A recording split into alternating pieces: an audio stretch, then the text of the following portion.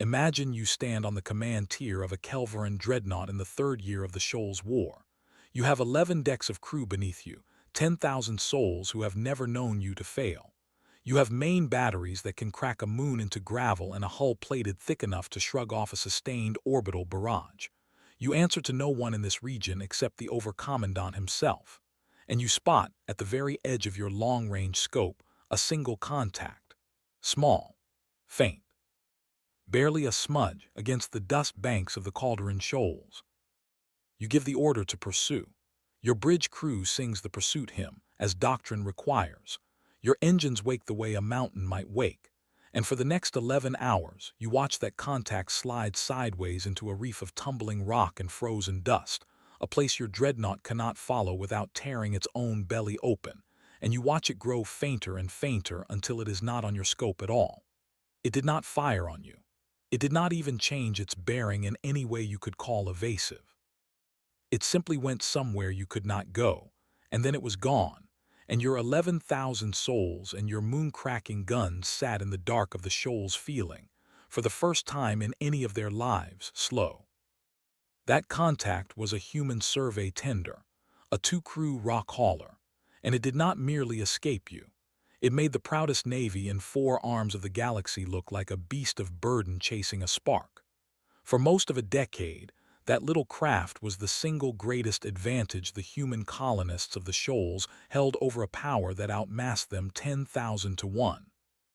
Faster through the reefs than anything we could build, lighter, able to go where our glory could not fit. It turned a scattered population of scavengers into ghosts.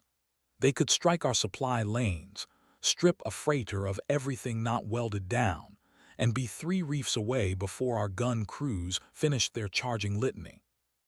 And here is the part that still, after all these years, makes the old officers among my people go quiet. The humans did not build that craft to fight us. They built it to survey rocks. We spent the entire war hunting a secret weapon that never existed. I am a war archivist of the Kelvaran Sodality, retired now, and I have spent the long evening of my life trying to understand how a vessel meant to map debris fields became the most feared shape in the shoals. How it changed the way the humans fought, the way our fleet was forced to think, and the way an entire region of space slipped out of our hands. To understand that, you must first understand 2 things. You must understand the humans, and you must understand the map. Picture the Calderon Shoals.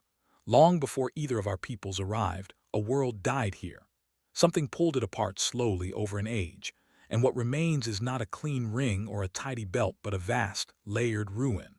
Banks of fine dust that swallow sensors, reefs of tumbling microasteroids that grind any large hull to filings, hollow planetoids, thousands of them, drifting like seeds, each one large enough to hide a settlement and small enough to be utterly invisible against the clutter.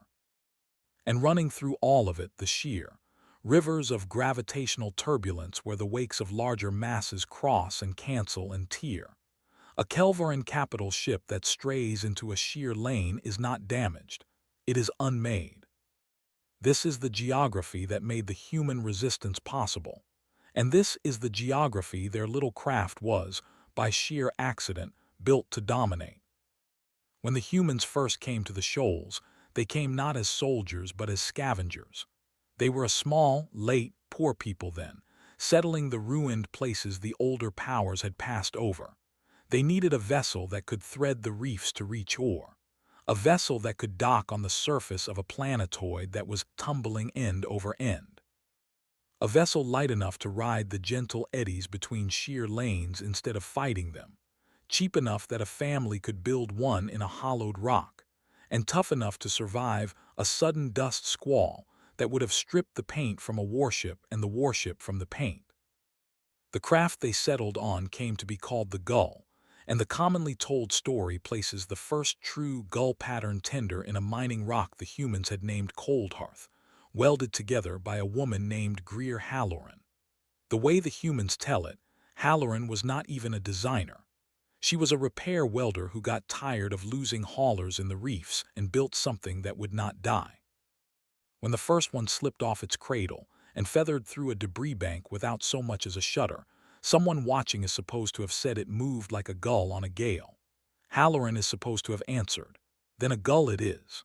Whether that is exactly true or a tale the humans have polished smooth over the years, I cannot say. But the timing is right. Within a few years there were gulls in every inhabited rock in the shoals, and the design was unlike anything my people had ever bothered to imagine. To understand why, you must understand how a Kelveran warship moves, and how a gull does not. Our doctrine is built on a single sacred principle, the oldest article of faith my people hold: concentration of force. We build our ships enormous because enormous wins. A Kelveran line ship is a glory of mass and fire, and when it is pointed at a foe who stands and fights, it is one of the most terrible things in creation. Running straight at an enemy who has agreed to be there, gathering all our weight into a single hammerfall, we have never been beaten. Kelveran Naval Doctrine, 11th Revision, states it plainly, that mass commands, that the largest hull present shall be the hull that decides the battle, and that speed is the comfort of those too weak to stand. The trouble with a hammer is that it must find a nail that will hold still. The moment a line ship must turn, the glory drains out of it. Turning that much mass means firing maneuvering thrusters the size of cities, bleeding momentum, sweeping through a great slow arc while 10,000 crew brace and the navigators chant the correction litanies. In open void it hardly matters. In the shoals it was everything, because the shoals never gave you a straight line. Every approach was a curve through a reef. Every escape route bent around a sheer lane. And every time a line ship needed to bend with it, the bending took time, and time was the one thing we never had when a human was getting away. The gull threw all of that away. It was light to the point of seeming flimsy, a body of salvaged plate around a small, clever drive, and that lightness was the whole secret. Where our ships had to fight the sheer, the gull rode it. A human pilot could feel for the eddies between the turbulence and let them carry her through gaps a line ship would have to detour a full day around. We called that feel an unfair thing, almost a cheat, but it was only physics. A small mass in a turbulent field has options a large mass does not. And the gull had no draft to speak of, no deep keel of armor, so it could slide across the surface of a reef that would have torn the bottom out of anything we sent after it. It could thread a gap 2 ship lengths wide and never slow down. Combine the light hull and the reef running, and you had a craft that could do things nothing in our fleet could do. It could change its whole vector in the time it took a line ship to acknowledge the order. It could vanish into a dust bank and come out somewhere we were not looking. It could sit dead and silent in the lee of a tumbling planetoid, cold and unseen, and then leap out fully underway before its prey understood it was being hunted.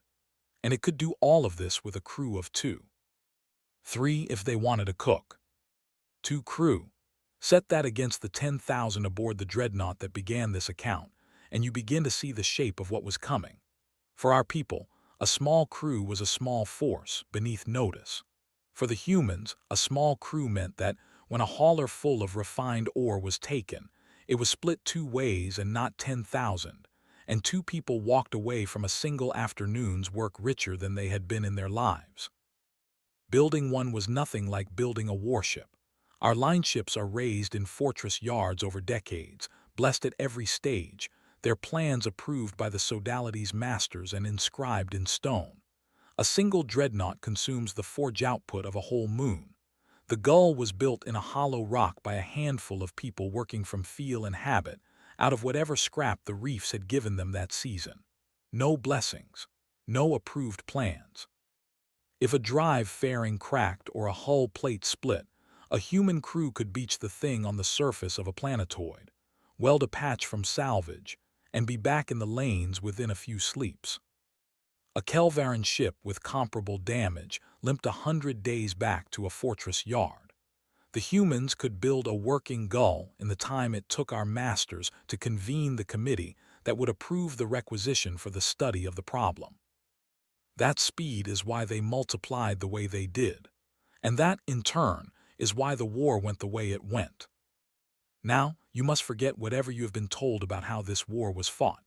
If you imagine it as our songs describe it, two great battle lines closing in the void, broadsides flashing, glory exchanged for glory. You imagine a war that never happened. The humans almost never gave us a battle. The Shoals War was not a war of battles. It was a war of ambushes, and the gull was the perfect tool of ambush ever to be accidentally invented. A human operation worked like this.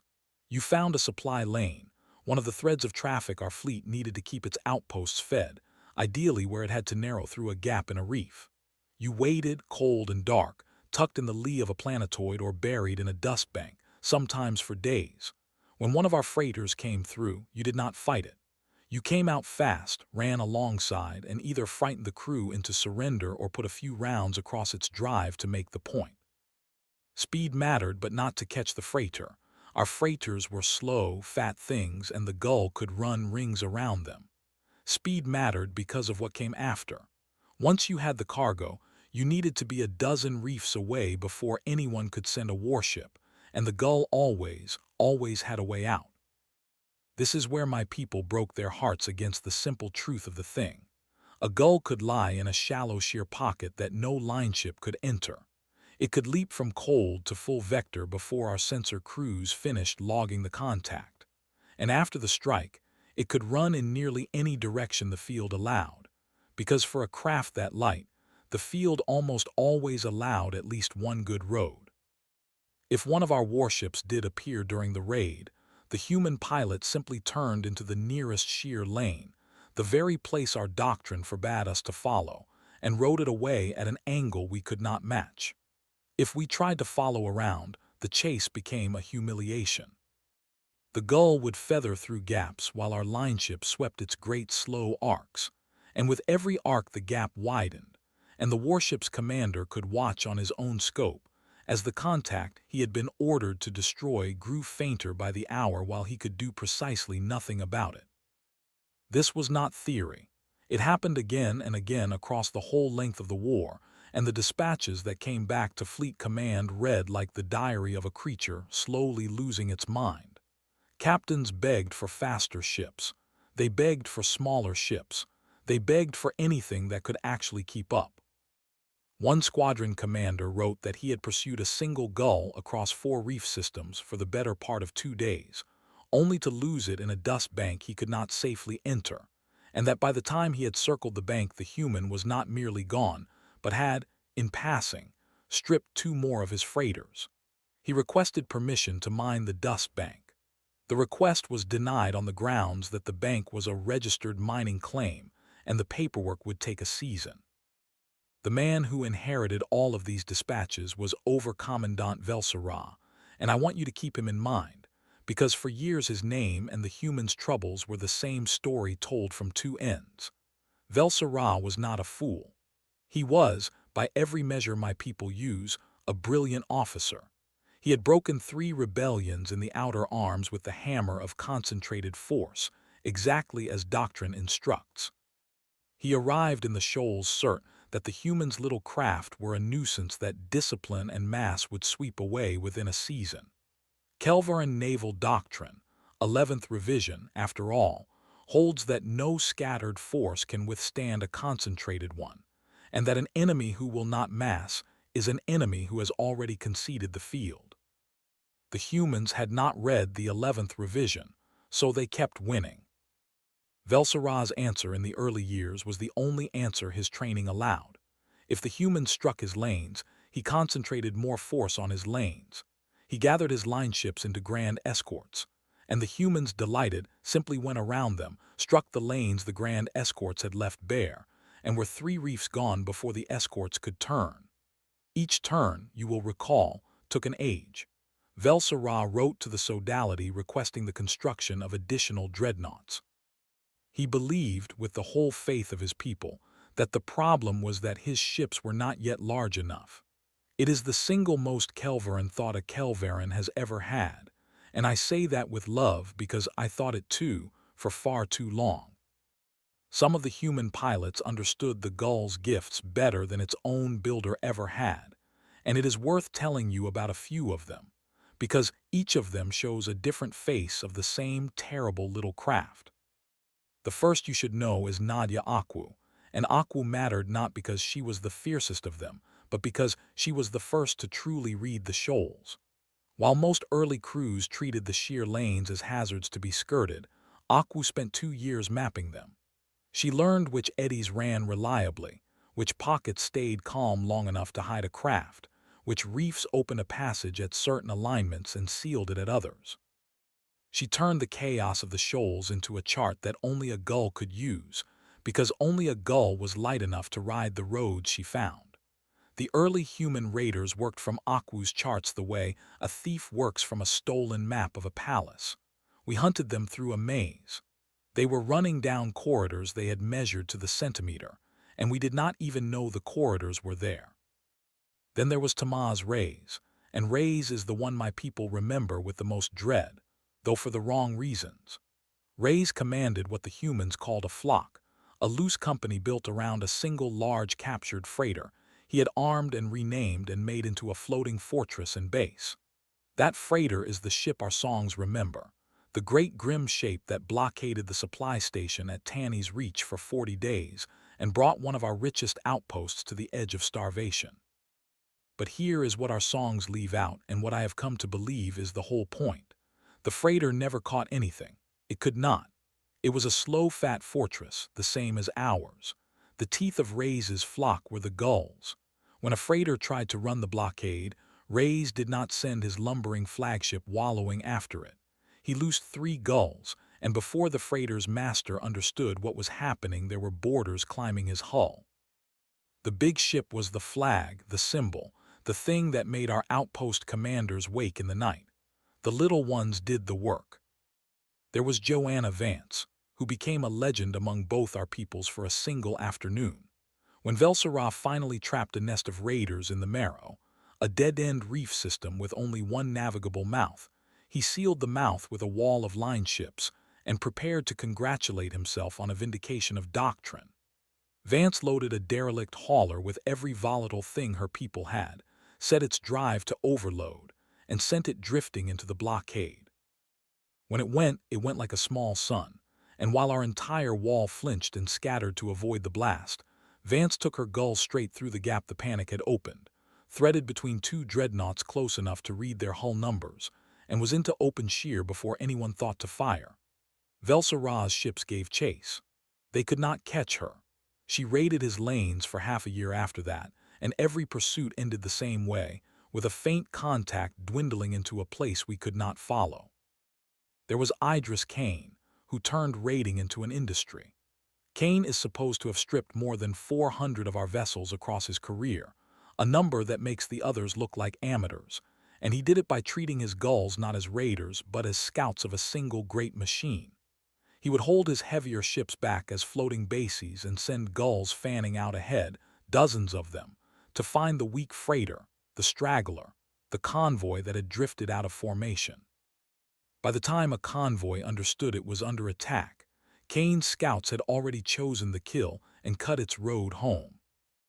And then there was Sunmi Park, and I tell you about Park last among the great ones because her story is the one that taught the other humans the most important lesson of all.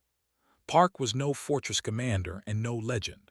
She ran a single gull through the lanes around Coldhearth, the same rock where the first one was built, picking off small haulers and quiet freight. Her craft was her whole life. It was her ship, her home, her escape, her one possession in all the void. When one of our pursuit captains finally took her, it was not in a chase. It was because Park had put in at a hollow planetoid to make repairs, and she and her partner had drunk too deeply of a captured cargo of spirits and slept too long, and our ship came on them cold at anchor with no road open and no warning given. If Park had been underway, if she had seen us coming with even an hour to spare, she would have been gone, and our captain would have spent that night writing another bitter dispatch about a ghost he could not catch. Instead, he took her at her mooring. The lesson the humans drew was not subtle, and they repeated it to each other for the rest of the war. The gull could save your life, but only if you were flying it.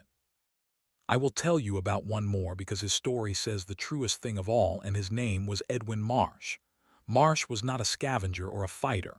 He was a wealthy man, a colonial supplier who had grown soft and bored, and who one season simply decided he would be a raider for reasons that baffled his own crew and, I suspect, himself. He had no feel for the sheer and no stomach for boarding.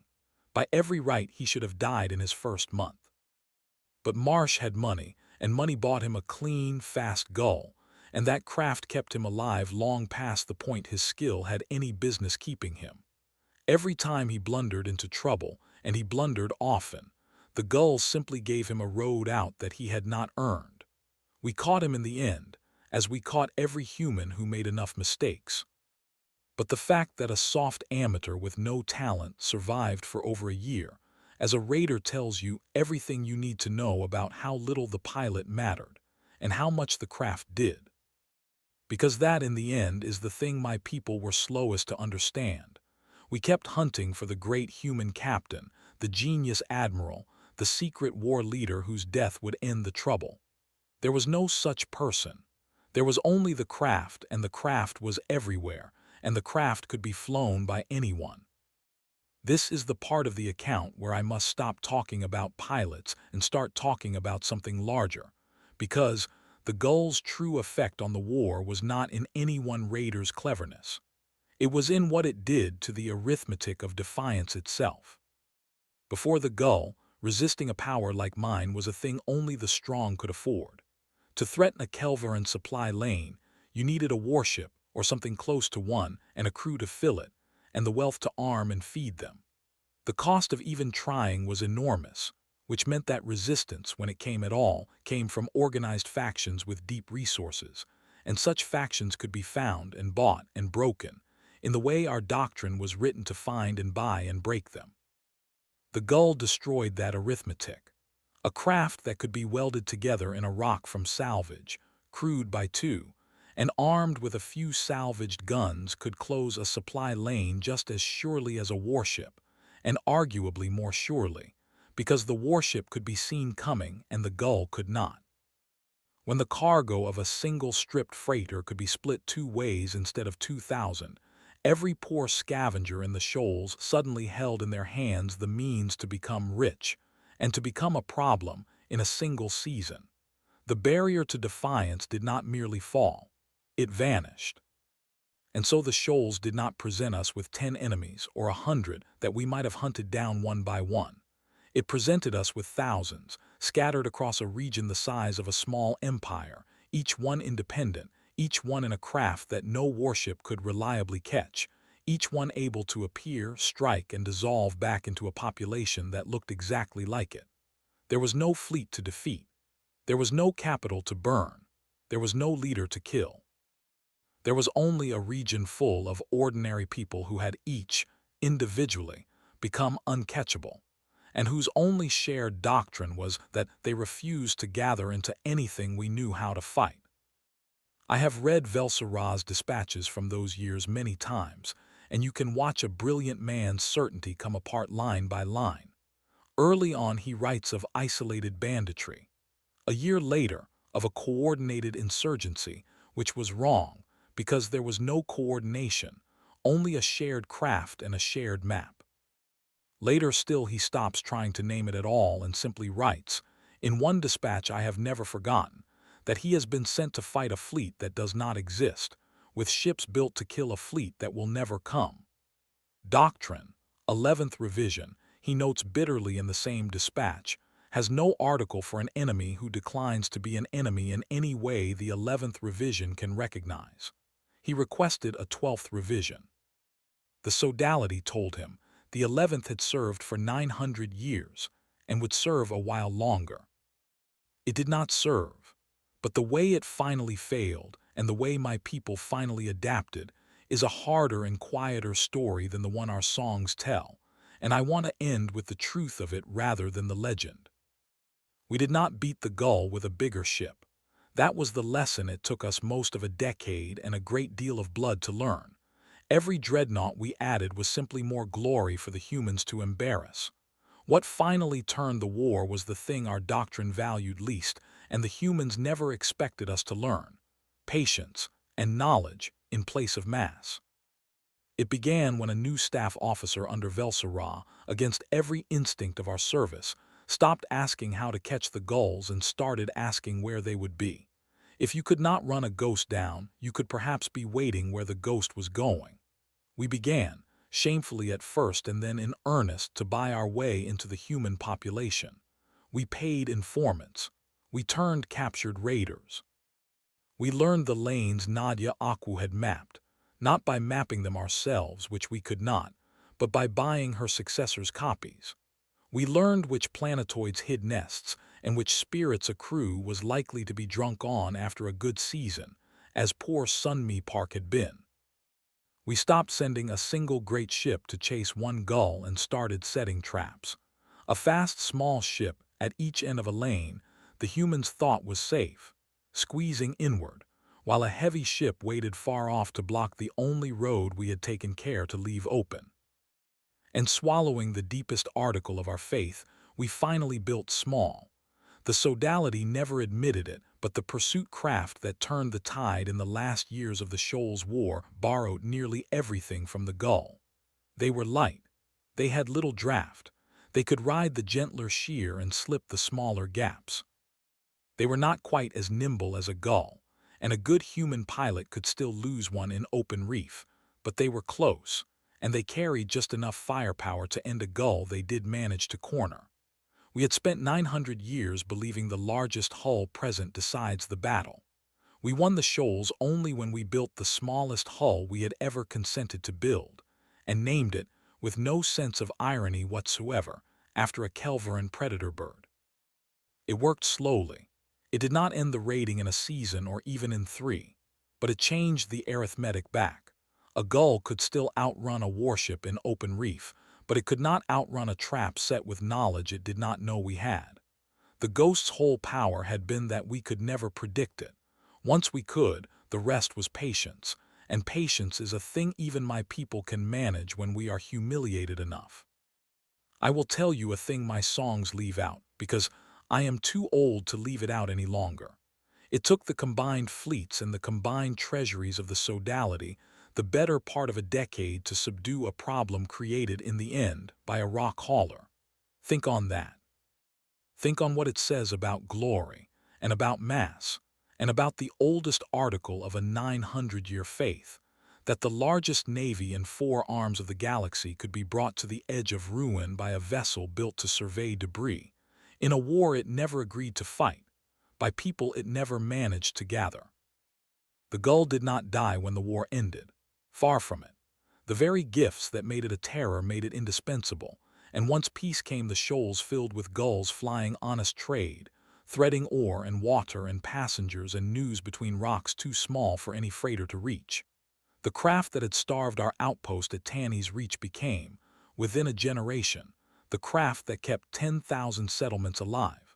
It became the rescue boat that pulled the stranded out of dead reefs. It became, in time, simply the thing a shoal's child first learns to fly. And it had darker chapters too, and I will not hide them.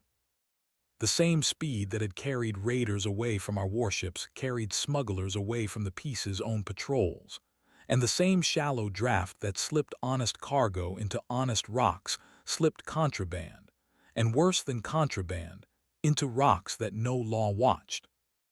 There were years when the gull carried things in its hold that no decent pilot should carry, and the new authorities of the shoals chased it through the very same reefs we once had, and lost it in the very same dust banks, and learned the very same lesson we had learned, that you cannot run a ghost down, you can only wait for where it is going.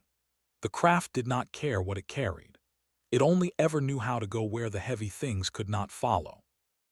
Its design lives in every fast ship the Shoals has built since, in every light hull and every sheer rider and every pursuit craft, including, I note with the last of my pride, the little predator bird ships my own people learned to build too late. The principal Greer Halloran welded together in a hollow rock, that a small mass has roads a large mass will never have, is not a secret anymore. It is simply how ships are made there now. But the gull's truest legacy is not in any hull. It is in a lesson my people paid for in a decade of blood and have spent the years since trying to forget. We built the largest navy that has ever existed to win the war we imagined, a great gathering of force against a great gathering of force, hammer against nail. We were never beaten in that war, because that war was never fought. The humans simply declined to be the nail. Concentration of force, I have come to understand in my long retirement, is a strength only against an enemy who agrees to be concentrated. Against an enemy who scatters into 1,000 cheap, uncatchable pieces and dares you to step on every one, all your glory becomes weight, and all your weight becomes slowness, and your slowness becomes the very thing that destroys you. We never saw it coming. That is the part I cannot make peace with. We had every advantage that mass and wealth in 900 years could buy, and we were undone by the one threat we were constitutionally unable to imagine being threatened by. A thing so small, so common, so beneath our notice that we did not even classify it as a weapon until it had already cost us the shoals. The humans did not outbuild us or outgun us. They out-imagined us, and the proof of it was a fishing boat. So I will leave you with this. If you ever pass through the Calderon Shoals, and you see a Shoals child's drawing of the old war, the kind they still make in the rock schools there, look closely at it. There will be a great Kelvin dreadnought in it, of course, bristling and grim because children love a monster, but look to the corner of the page. There will almost always be a small thing there, low and light and two-finned, drawn in the careless, confident hand of a child who has flown one. That is the gull. The craft that turned a poor, scattered people into ghosts. The craft that drove a brilliant overcommandant out of his mind. The craft that broke the oldest faith of the largest navy that has ever sailed the dark, and changed how an entire region is held, and traded and rescued and policed to this day. And it started as a way to survey rocks. If this account interested you, there is another that runs straight out of it, the story of how my own people finally swallowed our pride and learned to build small, and what it cost us to do it. The archivists have set it beside this one. Seek it out, if you would understand how a great power learns the one lesson it least wants to learn. I have spent my life among these stories, the forgotten histories behind the ships and the strategies that shaped our age. I will meet you in the next.